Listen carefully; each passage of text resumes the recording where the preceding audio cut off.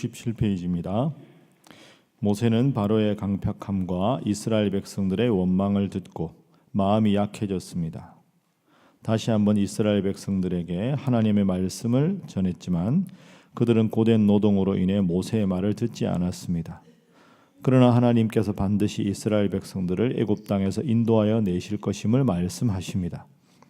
이어서 등장하는 모세와 아론 자손의 계보는 이들이 앞으로 하나님의 제사장으로서 섬기게 될 것임을 상징합니다. 모세와 아론은 다시 한번 바로에게 나아가 아론의 지팡이가 뱀이 되는 기사를 행합니다. 곧바로 바로의 수사들도 그와 같이 행하였으나 아론의 지팡이가 그 뱀들을 삼켰습니다. 더욱더 완악해진 바로 왕에게 하나님은 물이 피가 되는 첫 번째 재앙을 내리시지만 바로의 술사들도 그와 같이 행하자 바로는 더더욱 완악해집니다. 그래서 오늘 6장과 7장에는 이제 모세와 아론이 바로와 대면하고 이제 첫 번째 재앙까지 시작이 됩니다. 6장에서는 모세와 아론이 소개가 되고 이제 앞으로 출애굽 과정에서 중요한 역할을 할 사람이라 이들의 족보가 6장 후반부에 나옵니다. 그리고 7장에 넘어가면 10가지 재앙 중에서 첫 번째 재앙, 이제 물이 피가 되는 재앙부터 해서 하나님께서 10가지 재앙을 계속 내리시고 모세가 바로와 대면하고 끝내 하나님께서 모세를 통해서 바로를 꺾으시는 그리고 출애굽의 역사가 일어나는 장면이 앞으로 계속해서 등장하게 됩니다. 오늘 본문을 쭉 읽어보면 우리에게 아주 익숙하지만 아주 중요한 표현이 하나 등장하지요. 자, 6장 7절 말씀. 자, 한번 함께 읽어봅니다. 시작. 너희를 내 백성으로 삼고 나는 너희의 하나님이 되리니 나는 애굽 사람의 무거운 짐 밑에서 너희를 빼낸 너희의 하나님 여호와인 줄 너희가 알지라. 아멘. 이게 이제 구약 성경에 계속 나오는 표현과 비슷하죠. 나는 너의 하나님이 되고 너희는 나의 백성이 되리라. 그 표현의 아주 원형이 되는 표현이 오늘 본문입니다. 그래서 오늘 첫 번째 기도 제목이 바로 이 6장 7절 말씀입니다. 나는 너의 하나님이 되고 너는 나의 백성이 되리라. 그 말씀을 늘 붙잡고 기도하게 하소서 하는 것이죠.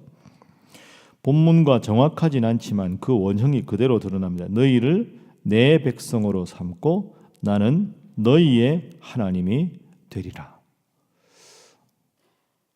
여러분, 여기서 중요한 게 소유격입니다. 소유격.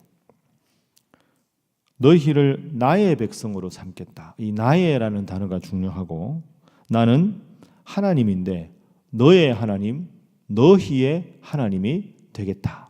이렇게 말씀을 하셨습니다.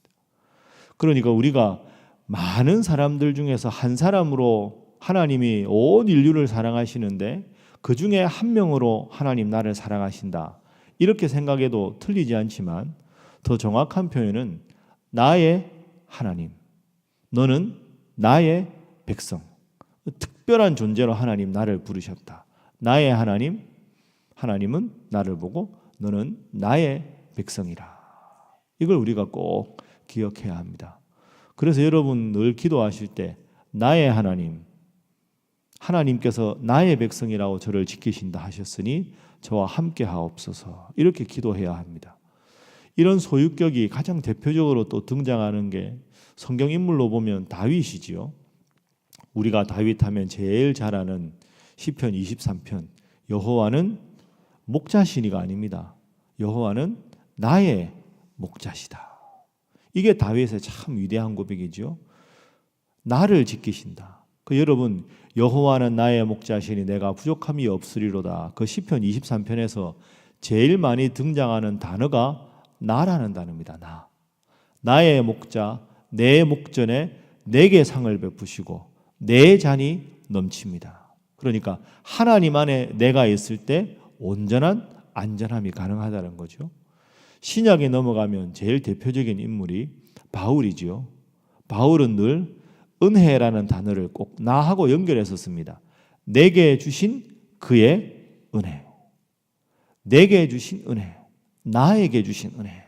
그게 참 중요한 표현입니다. 그래서 여러분 늘 기도하실 때마다 나의 하나님, 내게 주신 은혜, 나의 백성 삼으신다 하셨다. 이런 걸 기억하고 나만을 특별하게 사랑하시는 하나님, 그분 앞에 위로를 얻으시고 평안을 얻으시고 지혜를 얻으시기를 주님 이름으로 축복합니다. 첫 번째 기도 제목.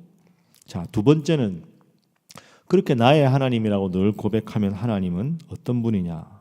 모든 것을 살피시고 지키시는 하나님. 나의 하나님 하고 부르면 우리의 모든 형편을 지키시고 우리를 보호하신다 하는 것이 본문의 두 번째 교훈입니다. 여러분 오늘 본문을 한번 가만히 생각을 해보면 바로와 모세가 대결을 합니다. 바로와 모세는 대결이 안 됩니다. 바로는 그 당시 최강대국인 애굽의 왕입니다. 사람을 죽이고 살릴 수도 있는 어마어마한 권력자입니다. 모세는 미디안 광야에서 40년간 목자 생활을 했습니다. 아직까지 이스라엘 백성들의 아주 강력한 신임도 얻지 못했고 홀로 굳이 말하자면 형 아론과 더불어서 서 있습니다. 어마어마한 절대 권력자 바로와 그 앞에선 초라한 목자 모세, 이게 도저히 비길 수가 없는, 견줄 수가 없는 그런 모습입니다. 그런데 오늘 본문에 보십시오. 하나님께서 위대한 약속을 하셨습니다. 7장 1절. 자, 함께 읽어봅니다. 7장 1절 시작. 여호와께서 모세에게 이르시되 볼지어다 내가 너를 바로에게 신같이 되게 하였은즉 내 형 아론은 내 대언자가 되리니 아멘. 여러분 바로는 애굽 사람들 앞에서는 태양신의 아들입니다. 그러니까 바로는 인간이지만 신으로 추앙받던 사람입니다. 그러니까 신적인 위치에 있으니까 신으로 말 안 들으면 죽여버릴 수도 있고 모든 권한을 가진 거죠. 그런데 하나님이 지금 7장 1절에 아주 의미심장한 표현을 하십니다. 바로에게 너를 신과 같은 존재로 내가 이미 만들었다. 여러분 이걸 보면 인간인 바로는 신임을 자처하고, 그죠? 가장 나약하고 힘없어 보이는 모세는 신을 자처하는 바로 앞에서 신으로 만들어 주셨습니다. 이게 하나님의 역전이지요. 내가 너의 지팡이와 함께 해주겠다. 내가 너의 하나님이 되어주겠다. 신을 자처하는 저 바로 앞에 너야말로 신이구나 하는 그런 믿음을 가질 수 있도록 너를 두려워하도록 지켜주겠다. 이렇게 하나님께서 약속하셨습니다. 내가 나로서는 부족하지만 내가 하나님의 손에 붙들리면 하나님의 능력이 나와 함께 하시면 위대한 존재가 될 줄로 믿습니다. 그게 오늘 본문의 내용입니다. 그래서 굳이 높이를 말하자면 바로는 여기 있고 지금 모세는 여기 있지 않습니까? 그럼 10가지 재앙을 계속하면서 이게 역전이 되는 거죠. 이렇게 역전이 돼서 마지막 10번째 재앙에서는 모세 앞에 항복하고 바로가 다 데리고 가라. 나를 낮은 자리에서 높여주시는 하나님. 이 모습이 오늘 본문에 드디어 등장하기 시작합니다. 여러분 한 분 한 분도 세상적으로 보기에는 부족함이 많고 여러분 스스로가 여러분을 보기에도 부족함이 많지만 그러나 나의 하나님께서 나와 함께 하신다. 그 믿음으로 여러분의 능력이 아니라 하나님의 능력으로 여러분의 지식이 아니라 하나님의 지혜로 승리하시는 하루하루 되시기를 주님 이름으로 축복합니다. 그래서 말 못하는 모세에게 아론을 붙여주셨고 하나님의 능력의 상징으로 지팡이를 주신 것이지요. 자, 그래서 우리가 마지막 세 번째로 기도할 것이 있습니다.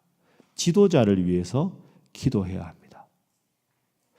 애굽 사람들 입장에서는 참 고약한 바로를 만나가지고 어떻게 보면 10가지 재앙을 만나지 않고 미리 하나님께서 사인을 하셨을 때 야, 이게 보통 일이 아니구나 하고 빨리 그냥 항복하고 보냈으면 애굽 사람들이 이렇게까지 피, 개구리, 이, 파리, 악질, 독종, 우박, 메뚜기, 흑암, 장자 초토화가 되지요. 근본적인 원인은 바로가 하나님 앞에 자신의 고집을 꺾지 않았기 때문입니다.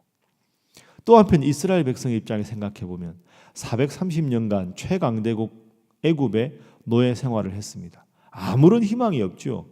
노예들이 모여서 뭘 할 수 있겠습니까? 그런데 모세라는 위대한 지도자를 만나서 출애굽의 위대한 역사를 이루게 됩니다. 가장 위대한 힘을 가졌지만 지도자를 잘못 만났을 때 나라가 초토화가 되고, 노예 생활이라 아무런 희망이 없었지만 모세라는 위대한 지도자를 만났을 때 이스라엘 백성들은 가나안 땅에 입성할 수 있었습니다. 한 사람의 지도자가 얼마나 민족의 명운을 바꾸는가를 우리는 출애굽기를 통해서 볼 수가 있습니다. 그래서 여러분, 지도자를 위해서 열심히 기도하셔야 합니다. 대통령을 위해서도 기도하시고, 교회에서는 목회자를 위해서 여러분이 몸담고 있는 여전도회나 구역이나 교구나 위해서 기도하셔야 합니다. 이 지도자 한 사람이 바로 서지 못했을 때 얼마나 안타까운 결과가 있습니까?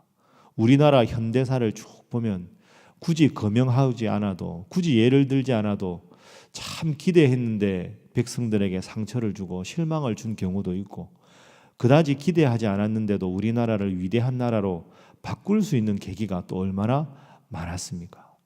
지도자 한 사람 때문에 나라가 망하기도 하고, 지도자 한 사람 때문에 나라가 바로 서기도 합니다.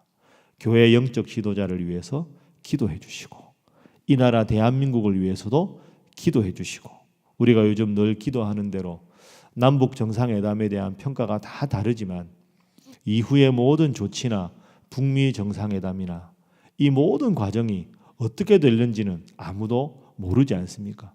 정치적인 호불호를 다 떠나서 하나님, 이 모든 역사를 하나님께서 친히 인도하시고 하나님 마음에 합한 지도자로 하나님 마음에 원하시는 대로 이 역사를 이끌어 가셔서 수많은 이산가족의 눈물을 닦아주시고, 남한과 북한이 모두가 어떻게 이렇게 상상도 하지 못하는 일이 벌어질 수 있을까?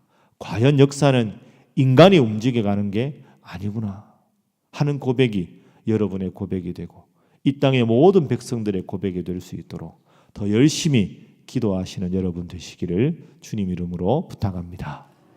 자, 이제 이 세 가지를 위해서 기도하겠습니다. 첫 번째는 나는 너의 하나님이 되고 너는 나의 백성이 되리라.